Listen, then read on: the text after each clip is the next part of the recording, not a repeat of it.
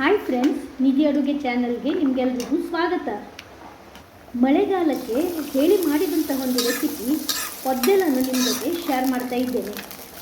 ಮಂಗಳೂರು ಸೌತೆ, ಹಲಸಿನಕಾಯಿದು ಬೀಜ ಹಾಗೂ ನುಗ್ಗೆಕಾಯಿ ಹಾಕಿ ಮಾಡಿದಂತಹ ಈ ಕೊದ್ದೆಲ್ ಅಥವಾ ಸಾಂಬಾರ್ ಊಟಕ್ಕಂತೂ ಬಲು ರುಚಿ.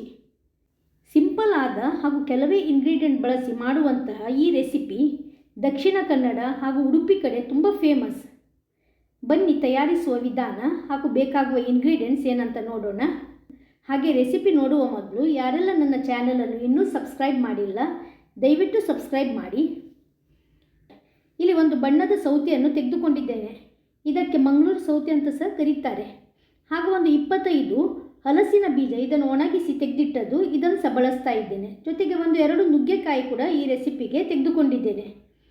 ಸೌತೆಕಾಯಿ ಸಿಪ್ಪೆ ಸಮೇತವಾಗಿ ನಾವು ಬಳಸ್ತಾ ಇದ್ದೇವೆ. ಹಾಗಾಗಿ ಇದನ್ನು ಚೆನ್ನಾಗಿ ತೊಳೆದು ಇದರ ಒಳಗಿನ ಬೀಜದ ಭಾಗ ಇದೆಯಲ್ಲ ಅದೆಲ್ಲ ತೆಗಿಬೇಕು.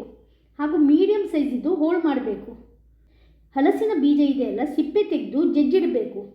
ಹಾಗೂ ನುಗ್ಗೆಕಾಯಿದು ನಾರು ತೆಗೆದು ಮೀಡಿಯಮ್ ಸೈಜಿದ್ದು ತುಂಡು ಮಾಡಬೇಕು. ನೋಡಿ, ಈ ರೀತಿಯಲ್ಲಿ ತುಂಡು ಮಾಡಿ ಇಟ್ಟಿದ್ದೇನೆ. ನೆಕ್ಸ್ಟ್ ನಾವು ಇದನ್ನು ಬೇಯಿಸಲಿಕ್ಕಿದೆ. ಸೌತೆಕಾಯಿ ಹಲಸಿನ ಬೀಜ ಕುಕ್ಕರಲ್ಲಿ ಬೇಯಿಸಬಾರ್ದು, ಅಷ್ಟು ಟೇಸ್ಟ್ ಆಗೋದಿಲ್ಲ, ಓವರ್ ಕುಕ್ ಆಗ್ತದೆ. ಹಾಗಾಗಿ ಒಂದು ಪಾತ್ರೆಯಲ್ಲಿ 2 ಕಪ್ಪಷ್ಟು ನೀರನ್ನು ಕುದಿಸಲಿಟ್ಟಿದ್ದೇನೆ. ಜಜ್ಜಿದ ಹಲಸಿನ ಬೀಜ ಇದೆಯಲ್ಲ ಮೊದಲು ಸೇರಿಸಬೇಕು. ಇದು ಬೇಯಲಿಕ್ಕೆ ಸ್ವಲ್ಪ ಸಮಯ ಜಾಸ್ತಿ ಬೇಕು. ಹಾಗಾಗಿ ಮೊದಲು ನಾವು ಹಲಸಿನ ಬೀಜವನ್ನು ಮಾತ್ರ ಬೇಯಿಸಬೇಕು. ಇದನ್ನೊಂದು 10 ನಿಮಿಷಗಳ ಕಾಲ ಮೀಡಿಯಂ ಫ್ಲೇಮಲ್ಲಿ ಮುಚ್ಚಿ ಬೇಯಿಸಬೇಕು. ಇದು ಬೇಯುವಷ್ಟರಲ್ಲಿ ಈ ರೆಸಿಪಿಗೆ ಮಸಾಲೆಯನ್ನು ತಯಾರಿಸೋಣ. ಒಂದು ಅರ್ಧ ತೆಂಗಿನಕಾಯಿಯ ತುರಿ, 7 ಬ್ಯಾಡಗಿ ಮೆಣಸು ಹಾಗೂ 7 ಗಿಡ್ಡ ಮೆಣಸು, ಇದನ್ನು ಸ್ವಲ್ಪ ಎಣ್ಣೆಯಲ್ಲಿ ಹುರಿದಿಟ್ಟಿದ್ದೇನೆ. ಇದರ ಜೊತೆಗೆ ಒಂದು ಚಿಕ್ಕ ಹುಳಿ, ಇವಿಷ್ಟನ್ನು ಸೇರಿಸಿ ಜೊತೆಗೆ 1/4 ಸ್ಪೂನ್ ಅರಿಶಿನ ಹುಡಿಯನ್ನು ಸಹ ಸೇರಿಸಬೇಕು. ಅಗತ್ಯಕ್ಕೆ ಬೇಕಾದಷ್ಟು ನೀರನ್ನು ಸೇರಿಸಿ ಮಿಕ್ಸಿ ಜಾರಲ್ಲಿ ಹಾಕಿ ಇದನ್ನು ನುಣ್ಣಗೆ ರುಬ್ಬಬೇಕು. ಈ ಬದಿ ನೋಡಿ, ಹಲಸಿನ ಬೀಜ ಒಂದು 10 ನಿಮಿಷ ಬೇಯಿಸಿದಾಗಿದೆ. ಈಗ ಇದರಲ್ಲಿ ನಾವು ಹೋಳು ಮಾಡಿಟ್ಟ ಸೌತೆಕಾಯಿಯನ್ನು ಸೇರಿಸುವ. ಎಲ್ಲವನ್ನು ಮಿಕ್ಸ್ ಮಾಡಿ ಅಗತ್ಯ ಎಣಿಸಿದರೆ ಅಥವಾ ನೀರು ನಿಮಗೆ ಸ್ವಲ್ಪ ಕಡಿಮೆ ಅಂತ ಎಣಿಸಿದರೆ 1 ಕಪ್ ನೀರನ್ನು ಸೇರಿಸ್ಬೋದು. ಆದರೆ ಸೌತೆಕಾಯಿ ಬೇಯುವಾಗ ಜಾಸ್ತಿ ನೀರು ಬೇಕಾಗಿಲ್ಲ.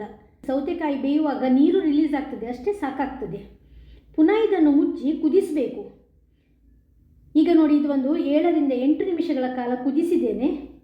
ಸೌತೆಕಾಯಿ ಅರ್ಧ ಬೆಂದಿದೆ. ನುಗ್ಗೆಕಾಯಿಯನ್ನು ಸಹ ಈ ಸಮಯದಲ್ಲೇ ಸೇರಿಸುವ.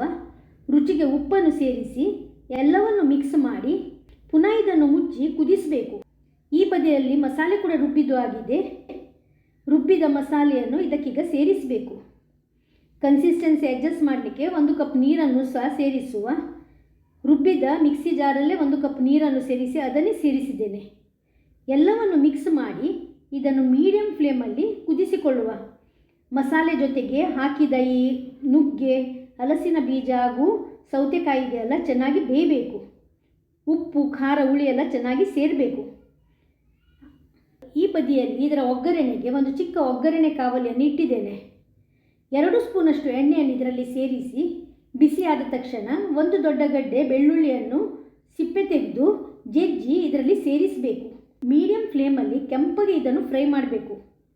ಬೆಳ್ಳುಳ್ಳಿ ಚೆನ್ನಾಗಿ ಕೆಂಪಗೆ ಫ್ರೈ ಆದ ಮೇಲೆ ನೋಡಿ ಈ ರೀತಿ ಆಗ್ತದೆ. ಈ ಬದಿ ನೋಡಿ, ಮಸಾಲೆ ಕೂಡ ಚೆನ್ನಾಗಿ ಕುದೀತಾ ಇದೆ. ಸೌತೆಕಾಯಿ, ನುಗ್ಗೆ ಹಾಗೂ ಹಲಸಿನ ಬೀಜ ಕಂಪ್ಲೀಟಾಗಿ ಕುಕ್ ಆಗಿದೆ. ಈ ಒಗ್ಗರಣೆಯನ್ನು ಈ ಕುದಿಯುವ ಮಸಾಲೆಗೆ ಸೇರಿಸುವ. ಚೆನ್ನಾಗಿ ಮಿಕ್ಸ್ ಮಾಡುವ. ಒಗ್ಗರಣೆ ಸೇರಿಸಿದ ನಂತರ 1 ರಿಂದ 2 ನಿಮಿಷಗಳ ಕಾಲ ಕುದಿಸಿ ಗ್ಯಾಸ್ ಫ್ಲೇಮನ್ನು ಆಫ್ ಮಾಡಿದರೆ ಅಷ್ಟೇ ಟೇಸ್ಟಿಯಾದ ಕೊದ್ದೆಲಿ ರೆಡಿ ಆಗ್ತದೆ. ಟೇಸ್ಟ್, ಕಲರ್, ಟೆಕ್ಸ್ಚರ್ ನೋಡಿ ಪರ್ಫೆಕ್ಟಾಗಿ ಬಂದಿದೆ. ಮಧ್ಯಾಹ್ನದ ಊಟಕ್ಕಂತೂ ಇದು ಬಲು ರುಚಿ ಆಗ್ತದೆ. ರೆಸಿಪಿ ಲೈಕ್ ಆದರೆ ನೀವು ಇದನ್ನು ಟ್ರೈ ಮಾಡಿ. ಹೇಗಾಗಿದೆ ಅಂತ ನಿಮ್ಮ ಅಭಿಪ್ರಾಯವನ್ನು ಕಮೆಂಟ್ ಸೆಕ್ಷನಲ್ಲಿ ತಿಳಿಸಿ. ಚಾನಲನ್ನು ಸಬ್ಸ್ಕ್ರೈಬ್ ಮಾಡದೆ ನೋಡ್ತಾ ಇರುವವರು ದಯವಿಟ್ಟು ಸಬ್ಸ್ಕ್ರೈಬ್ ಮಾಡಿ. ಫ್ರೆಂಡ್ಸ್ ಹಾಗೂ ಫ್ಯಾಮಿಲಿ ಮೆಂಬರ್ಸ್ ಜೊತೆಗೆ ರೆಸಿಪಿಯನ್ನು ಶೇರ್ ಮಾಡಿ ನನ್ನನ್ನು ಸಪೋರ್ಟ್ ಮಾಡಿ. ಧನ್ಯವಾದಗಳು.